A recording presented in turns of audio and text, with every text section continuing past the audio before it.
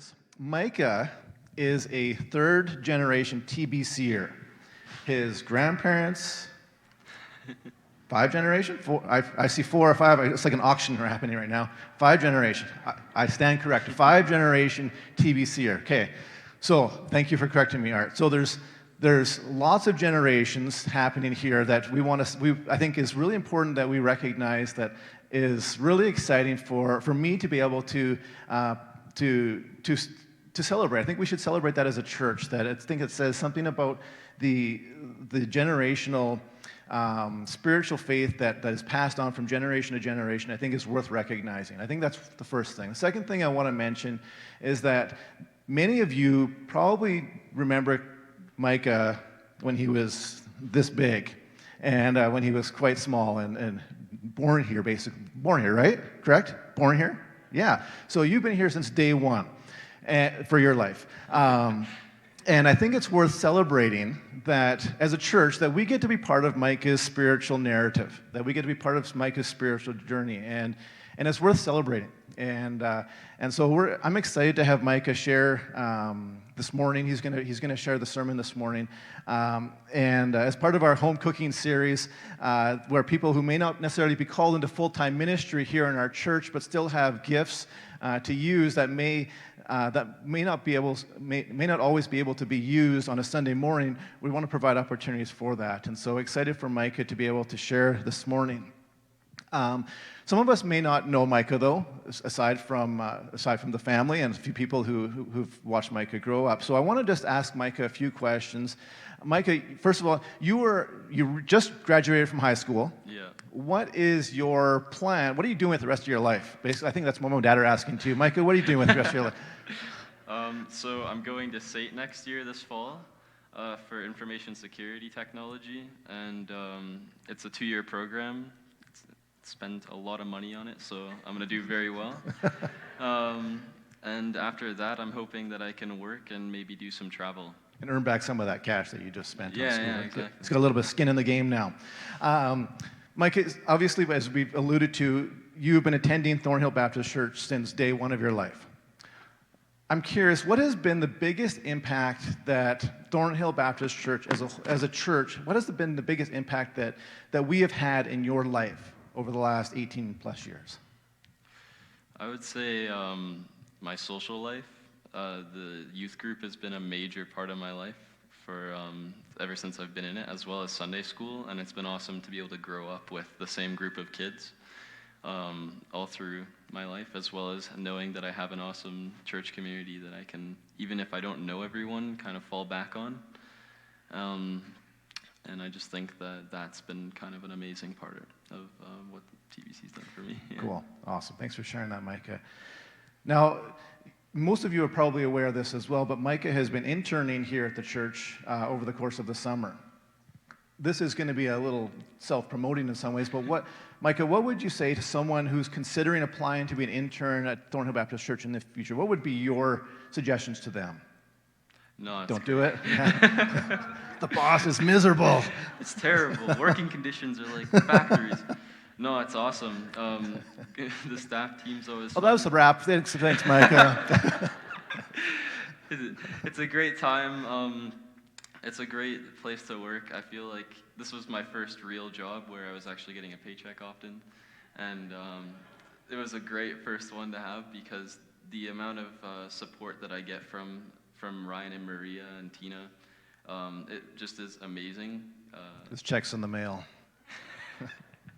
Yeah, but it's been an all-around amazing experience, I'd say.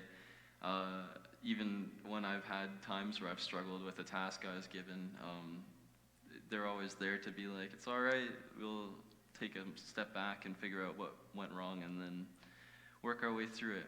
And it's just a fun time. So. Now, one of the things that we told Micah and we told Valentina when we hired them was that we wanted them to feel stretched. We wanted them that we actually wanted them to fail at times, but to fail well, to be able to learn from their mistakes. And so I'm curious, Micah, where have you felt stretched over the course of this internship? The daily Sunday running operations, I'd say. A couple Sundays ago, there was a rough one where lots of the stream fell apart, and thanks, Isaiah. Um, but yeah, the operations with Sundays and just kind of making sure that everything's working. A lot of new technology came in with the COVID happening, so a lot of stuff to learn that I'm still even learning now. So. And then I guess the follow-up question, Micah, would be what has God been teaching you? How has God been growing you lately over the course of this new season of life for you after high school? It's a transition because all throughout high school I felt that I was kind of acting as an example in a way to a group of friends. And now that those friends are kind of like out of my life and I'm not seeing them every day, it's just kind of been asking myself, what am I meant to do now? But I think that I've been growing in understanding and just making an attempt to kind of seek out what God's looking for me in the next year or so. Cool. That's a good posture. That is a good posture. I think that's wise. Let me pray for you, and then I'll leave you up here, and you can share what God has given you to say. Lord, we thank you for this morning. Thank you for Micah, and for the wisdom that he's going to share with us this morning. We thank you for Thornhill Baptist Church, for the relationships, the discipleship that has occurred over the last 18 years of Micah's life. And we celebrate that, and we ask, Lord, that you would continue to use that to continue to grow grow Micah's faith, Lord. Lord, we pray that as he shares this morning, that whether we've known Micah for 15 minutes or we've known him for his whole life, Lord, that he has a message from you, that his message is important, and that it's necessary for us to now engage as worshipers, to engage as the body of Christ, to receive what your word has to say. So, Lord, this morning, in the same way that Micah has already said, I'm going to posture myself to listen to the Lord, this morning now he sets that example for us to do the same, to posture ourselves to hear from you. So, Lord, as Micah shares, Lord, that his words would actually be your words, and that you would prepare our hearts and our minds and our ears to hear what you have to say to us this morning. In your name we pray. Amen. Nice. Hey, everyone. So I normally get to indulge my introverted nature by just working with computers, but Ryan offered me the opportunity to speak in front of all of you, and I felt that God was really pulling me to do so. So I'm glad I said yes. We'll see if that's still the case by the end. I just want to take another moment to pray for my sake. But yeah, let's pray quick.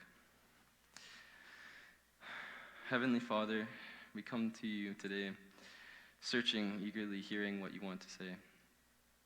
I pray that you'll use my words to speak truth into people's lives here, and that this room will be the birthplace of many hungry to begin seeking your will. In Jesus' name I pray. All right. So I recently bought a car, and I love it a lot. And I went in looking with a general idea of what I wanted to buy, but I hadn't narrowed down what I wanted yet. So as I was looking for this car, looking what was available, I was searching through endless deals every day, just looking for anything that caught my eye. But I found that as I was looking through all these deals, my focus began to kind of narrow down to what I was actually looking for. And that's actually a lot how I felt while writing the sermon as well.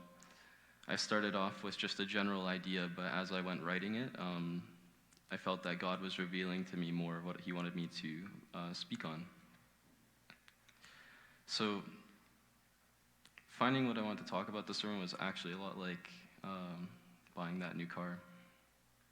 Initially, I didn't know where to start because in my mind I was thinking, what can a new high school graduate really speak on to a bunch of more experienced, in some cases, a diverse group of people. And at first I wanted to do something on conformity because that's been a topic that was on my heart all throughout high school, and that eventually led me to the scripture, Romans 12, verses 1 and 2. Therefore, I urge you, brothers and sisters, in the view of God's mercy, to offer your bodies as a living sacrifice, holy and pleasing to God. This is your true and proper worship. Do not conform to the pattern of the world, but be transformed by its renewing of your mind. Then you will be able to test and approve what God's will is, his good, pleasing, and perfect will. So once I found these verses, I thought that I'd found the car I wanted to drive because it related so closely to conformity. But as I delved deeper into them, like into the verses, I realized that I wanted to talk less on the conformity aspect of the verses, but more the idea of the living sacrifice. And that was something that as I continued and I looked more into on the living sacrifice, I felt the Holy Spirit was really pushing me for. So, yeah. But I think the first question I have, though, is what is sacrifice? We see lots of sacrifice in the Old Testament, and in Leviticus there are 5 major sacrifices, or known as offerings. And those are burnt offerings, grain offerings, sin offering, guilt offerings, and fellowship offerings. Each of these served a different purpose, but they were all required a sacrifice from the worshiper to the Lord.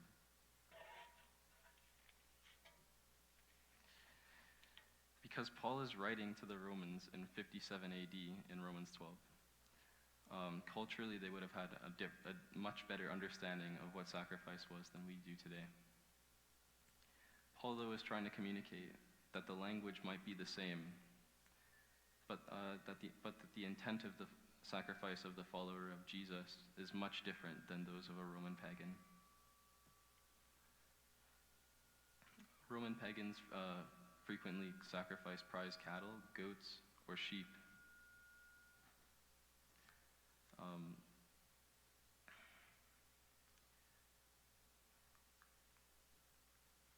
Prize cattle, goats, or sheep. But Paul calls the Romans, and by extension us, to become living sacrifices. But what is a living sacrifice?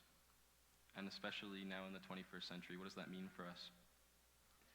Luckily, we have the absolutely perfect representation of what that looks like for us. And that is Jesus Christ, the perfect sacrifice.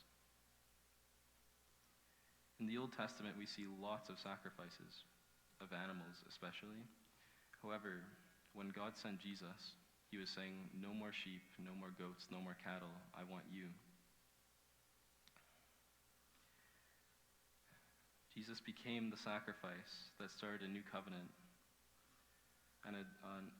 and fulfilled the necessary payment that these offerings sought to pay.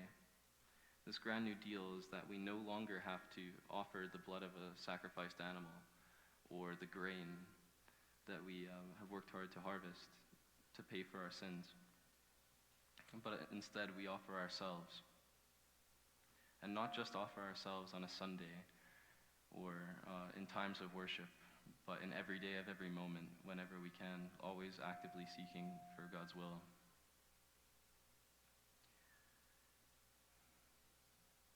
When we look back at Jesus' life, we can see exactly what living as a sacrifice is. In the Old Testament, the reason that sacrifices had to be made were so that the worshiper could be seen as holy in God's eye. In 1 Peter's chapter 1, verse 15, it says, "But just as he who called you is holy, so be holy in all you do." The he being Jesus shows that we are meant to follow in Jesus' example.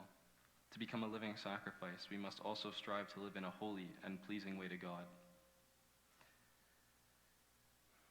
Colossians chapter 1, verse 10 says, "So as to walk in a manner worthy of the Lord, fully pleasing to him, bearing in fruit in every good and working and increasing the knowledge of God." The context of Colossians is actually an interesting one because it's actually Paul again, this time writing another letter to a church in the city of Colossae. In this letter, he spent a considerable amount of time talking about the supremacy of God, and how exalted Jesus is.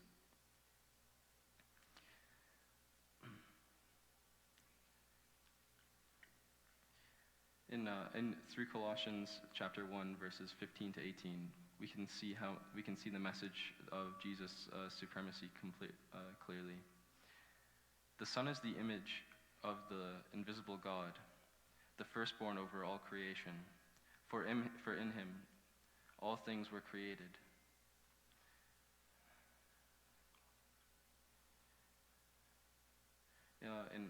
In heaven and on earth, visible and invisible, whether the thrones or powers or rulers or authorities, all things have been created through him and for him. He is before all things, and in him all things hold together. And he is the head of the body, the church. He is the beginning and the firstborn from among the dead, so that in everything he might have the supremacy. Paul starts off his letter by reaffirming that Jesus is the Son of God, and I think that this shows a lot about how exalted Jesus is. Later, however, in Colossians, Paul changes his focus from the supremacy of Jesus to how we are meant to live in the aftermath of his sacrifice on the cross. In Colossians chapter 3, verses 1 and 2, Paul writes, Since then you have been raised with Christ. Set your hearts on things above, where Christ is, seated at the right hand of God. Set your minds on things above, not on earthly things. And in this verse, I think that Paul is telling the Colossians, Paul is challenging the Colossians to act not as humans of this world, but as humans living in the image of Christ. And he does this because the Colossian church had been faithful, but were being faced with societal pressures as well as false teachings, much like we are today. Paul tells them in Colossians 3, verse 12, Therefore, as God's chosen people, holy and dearly loved, clothe yourselves with compassion, kindness, humility, gentleness, and patience. We can see a great example of how this can be done in the parable of the Good Samaritan in Luke 10, verses 25 to 37, where a man had no reason to help another, and yet he stopped to give him the attention he needed, even though there was societal pressure to not. This parable reminds us that compassion is an expression of love that God commands of each of us, especially as followers of Christ. But even though it's not always in our best interest, or our first response, we're still called to do it. It requires a sacrifice. And that could be a sacrifice in time, or comfort, or priorities. But we sacrifice our desires because Christ models it for us, so that we can know the attributes and live them out in our own lives of Christ. These attributes are commonly known as the fruits of the Spirit, I mentioned in Galatians 5, verse 22. But the fruit of the Spirit is love, joy, peace, patience, kindness, goodness, faithfulness, and gentleness and self-control. But how does a young person like me, a middle-aged person, or a senior actually become a living sacrifice in their own lives? How do we live out the experience these attributes Paul identifies for us in Galatians 5? For many of us, that may be a question that we haven't thought about, just because of how specific the wording is. But this is a question that's been asked and answered many times throughout history, because it is essentially the question, what does it mean to be Christian? In the youth group here at TBC, there's a long-running joke that the answer to any question is Jesus. And I don't think there's actually been a youth Bible study in the past 4 years where that joke hasn't been made. It's not even funny. It doesn't matter if the question was, what does this Bible verse tell us, or what is the weather? It somehow always pops up. Sometimes at the worst times, right, Josh? But it's funny because it's sort of the truth. Because Jesus is the answer to many problems and questions that our world's faced with today. But how do we do that? How do we default our lives to a posture, a spiritual posture on Jesus? How do we make him the answer? We can immerse ourselves in the Bible and read God's word, which is something that Josh actually talked about in his sermon last week. We can learn more about who God is and how we're supposed to interact with the world that he made for us. In 2 Timothy chapter 3, verse 16, it said, "All scripture is breathed out by God and profitable for teaching, for reproof, for correction, and for use in training in righteousness." By reading our Bibles, we are able to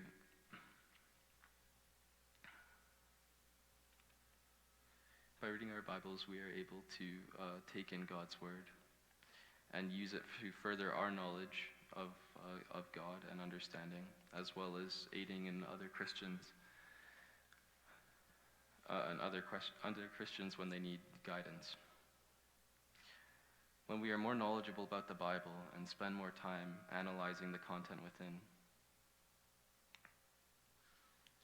we allow ourselves to be open to God. And by reading what God has said in the past, we can sometimes tell you what he is wanting for the future. This openness and self-perceptiveness can help create an understanding of God, which leads to a meaningful relationship with Jesus and allows for the Holy Spirit to come into you. The more time that you spend in the Word learning and building your understanding of God, the deeper your relational connection with Jesus will become.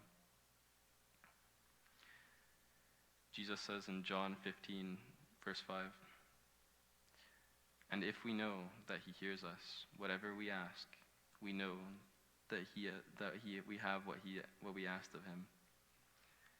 Through knowing Jesus, we can do anything, and outside of him, we can do nothing.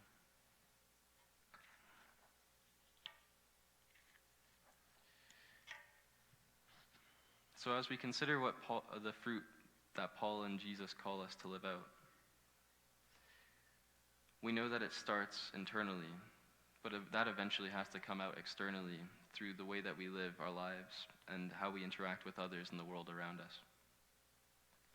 We're not called to hoard the knowledge of Jesus' sacrifice and heap it hidden away within churches and among family, but we're instead told to go out and share the word with others. That way, they can do the same for their families, create new churches. And going back to 2 Timothy, in chapter 4, verse 2, we are called to be teachers and be ready to preach the word. It says, "Preach the word, be ready in season and out of season, reprove, rebuke, and exhort, with complete patience and teaching." We see this throughout the gospel that Jesus' message was not only to love him, but others as well. To love each other is not just an act of obedience, but also an action that brings forth the kingdom of heaven. Whether or not people accept Jesus as their Savior, or we like what they're doing or not, we are still called to love others.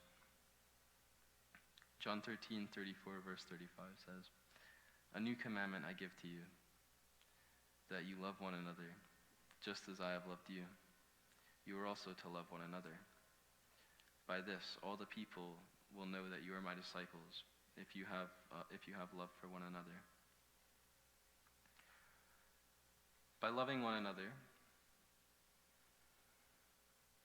we are showing the world that we are disciples of Jesus. And love is a powerful force, but it is often misunderstood today. But when we have an other-centric attitude, and we want to be there to listen, love, and act out the character of God for others, we can often find that God uses that to transform the hearts and breathe new life into people in ways that we never see ourselves. Paul alludes to this in Romans 12, where he reminds us that being the living sacrifice happens through our ability and willingness to serve others. He writes in chapter 12, verses 6 and 8, "Finally, listen for God's will and carry it out with the gifts that he has given you, having gifts that differ according to the grace given to us. Let us use them. If prophecy, in proportion to our faith. If service, in our serving. The one who teaches in his teachings. The one who exhorts in his exhortation. The one who contributes in generosity. The one who leads with zeal. The one who does acts of mercy with cheerfulness." There are many different types of spiritual gifts, but it can be hard to find out what yours are. Luckily, though, there are many different resources to help you with that. We actually have an amazing workshop here at TBC that I had the pleasure of going through last winter.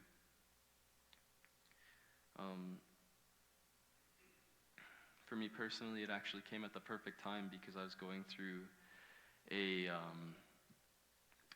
time of spiritual drought, I'd say, where I wasn't really listening for God and I didn't feel like he was speaking to me. And I just didn't know what I was doing with my faith or where to go. But I had the privilege of going through the class with some great youth friends, and Pat Tennant taught it with so much enthusiasm that it was hard to not be engaged. I learned a lot while going through the class, and with some guidance and opinions from some mentors, I found out that my spiritual gifts were discernment, knowledge, and wisdom. And while it's a little much to go through all the details on what that means this morning, I'd highly recommend that if you're interested in learning your own spiritual gifts, you go check out the class.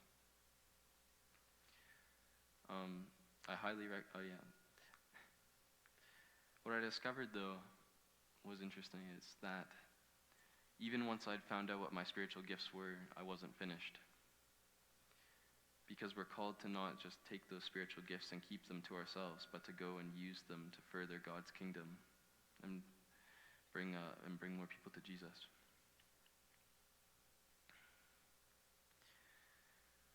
Whether you are like me, 18, or 28, or 88, this can mean a variety of things. If someone has a gift of leadership, then maybe they should look into leading a small group. If someone has the gift of hospitality, maybe they should consider joining our hospitality team or working in youth or children's ministries. This is what Romans 12, 6 and 8 is talking about when it says, "If prophecy in proportion to our faith, if service in our serving, the one who teaches in his teaching, and the one who exhorts in exhortation." We are to use the gifts that we've been given by God to their strengths to lead others towards Jesus and expand God's kingdom.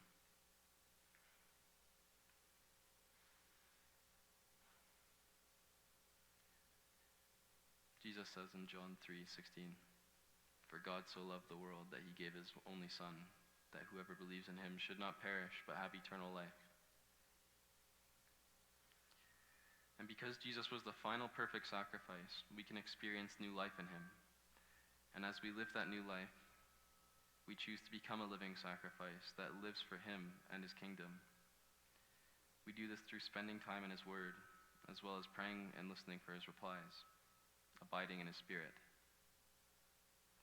We learn from the word to die to ourselves and live in a way that honors God through both actions and words. As well as,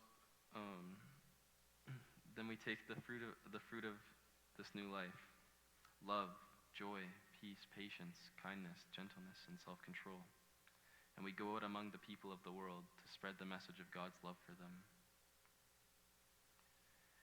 Share the good news not only on a Sunday when it's fresh in our minds, but every day for the opportunities to use our gifts that God has given you to further his will. Maybe this coming week to keep the idea of living sacrifice in our lives while we're at work, working on the lawn, or shopping, or driving anywhere. We need to ask ourselves these questions. How can I be a living sacrifice in this moment? And how is God's kingdom being shown to me right now?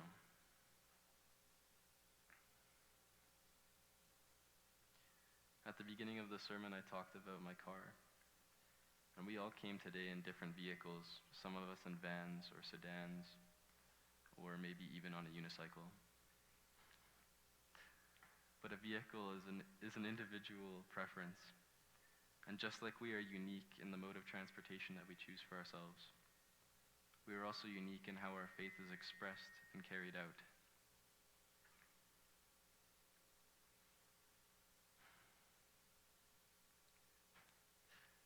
Thank you so much for listening to me this morning. It's been such an amazing experience being able to study, write, and preach my own sermon, especially at 18. It was super out of my comfort zone, but I'm very grateful that I was able to stand up here and speak to all of you. I never get to say this because I'm always getting called up, but I'm going to call up the worship team. And then we'll pray quick before we close with our last song. Lord, I thank you for this opportunity that you've given me today, that I was able to speak in front of all these awesome people. And I pray that anything I've said that wasn't what you were intending for me to speak, that you'll just eliminate it from their minds, and that anything that you were really hoping would catch in someone's minds, that you'll just make it very permanent. I pray that the rest of this Sunday will be a time of worship that honors you, and that in this coming week we'll be able to all go out and think about what it means to be a living sacrifice and how we can do it in our own